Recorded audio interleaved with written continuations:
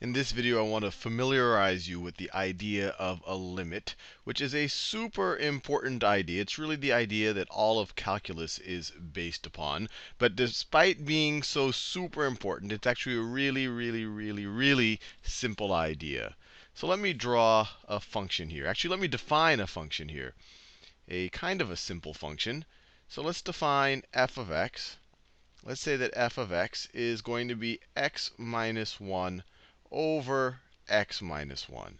And you might say, hey, Sal, look, I have the same thing in the numerator and the denominator. If I have something divided by itself, that would just be equal to 1. Can't I just simplify this to f of x equals 1? And I would say, well, you're almost true. The difference between f of x equals 1 and this thing right over here is that this thing can never this thing is undefined when x is equal to 1. Because if you set, let me define it right, let me write it over here. If you have f of sorry, not f of 0. If you have f of 1, what happens? In the numerator, you get 1 minus 1, which is, let me just write it down. In the numerator, you get 0. And in the denominator, you get 1 minus 1, which is also 0. And so anything divided by 0, including 0 divided by 0, this is undefined. This is undefined. So you can make the simplification.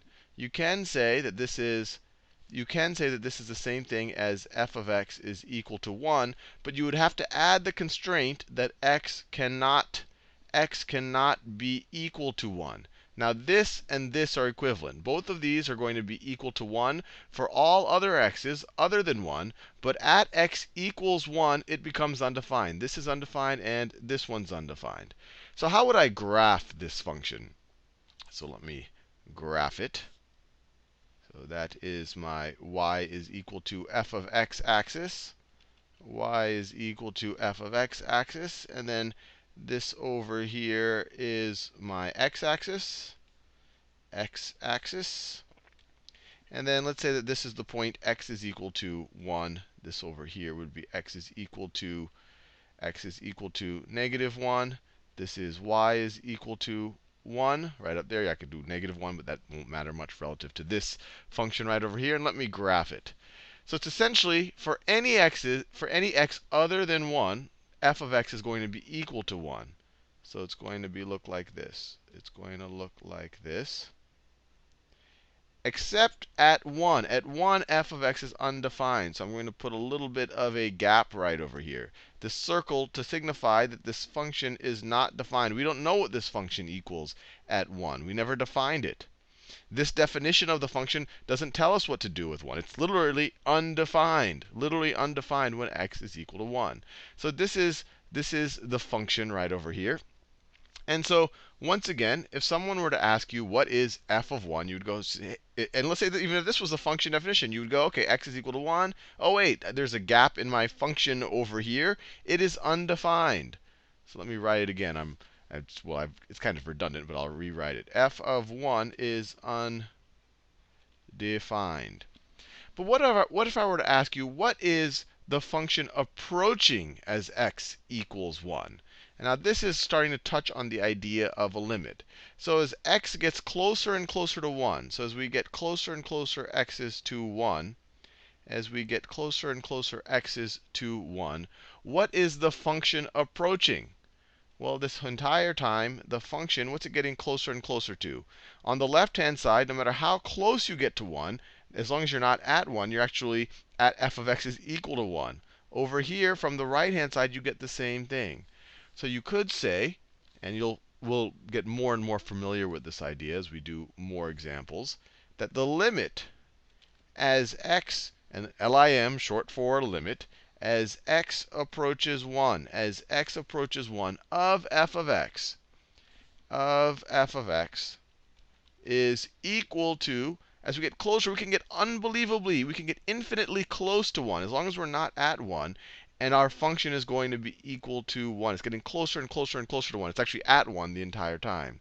So in this case, we could say the limit as x approaches 1 of f of x is 1. So once again, it has very fancy notation, but it's just saying, look, what is a function approaching as x gets closer and closer to 1? Let me do another example where we're dealing with a curve, just so that you have the general idea. So let's say that I have the function f of x, and let me just for the sake of variety, let me call it g of x. Let's say that we have g of x is equal to, I could define it this way. We could define it as x squared when x does not equal, I don't know, when x does not equal 2. And let's say that when x equals 2, it is equal to 1. So once again, a kind of an interesting function that, as you'll see, is not fully continuous. It has a discontinuity. But let me graph it. So this is my y equals f of x axis. This is my x axis right over here. Let me draw x equals 2. Let's say this is x equals 1. This is x equals 2. This is negative 1. This is negative 2. And then let me draw. So everywhere except x equals 2, it's equal to x squared.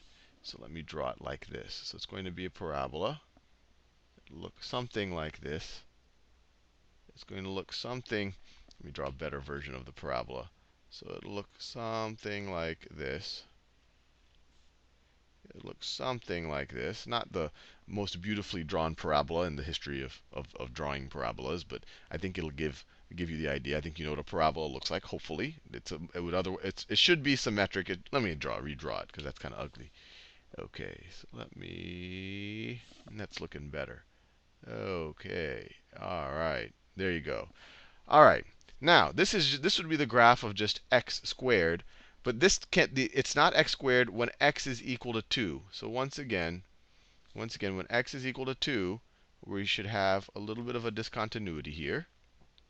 So I'll draw a gap right over there. Because when x equals 2, the function is equal to 1. When x is equal to 2, so let's say that, and I'm not doing them on the same scale, but let's say that, so this, on the graph of f of x is equal to x squared, this would be 4, this would be 2, this would be 1, this would be 3.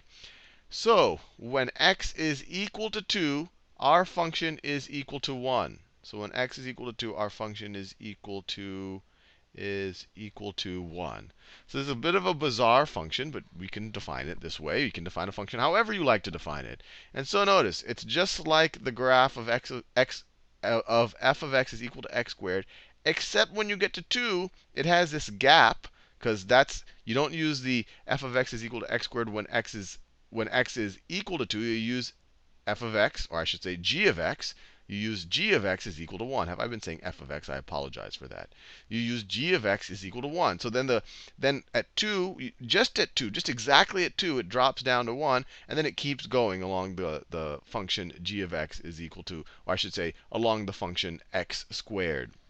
So my question to you, so there's a couple of things. If I were to just evaluate the function g of 2, well, you look at this definition. Okay, when x equals 2, I use this situation right over here, and it tells me it's going to be equal to 1. But let me ask a more interesting question, or perhaps a more interesting question. What is the limit as x approaches 2 of g of x? Once again, fancy notation, but it's asking something pretty simple. It's saying as x gets closer and closer to 2, as you get closer and closer, and this isn't a rigorous definition, we'll do that in future videos. As x gets closer and closer to 2, what is g of x approaching? So if you get to 1.9, and then 1.999, and then 1.999999, and then 1.9999999, what is g of x approaching? And or if you were to go from the positive direction, if you were to say 2.1, what's g of 2.1? What's g of 2.01? What's g of 2.001? What is that approaching as we get closer and closer to it?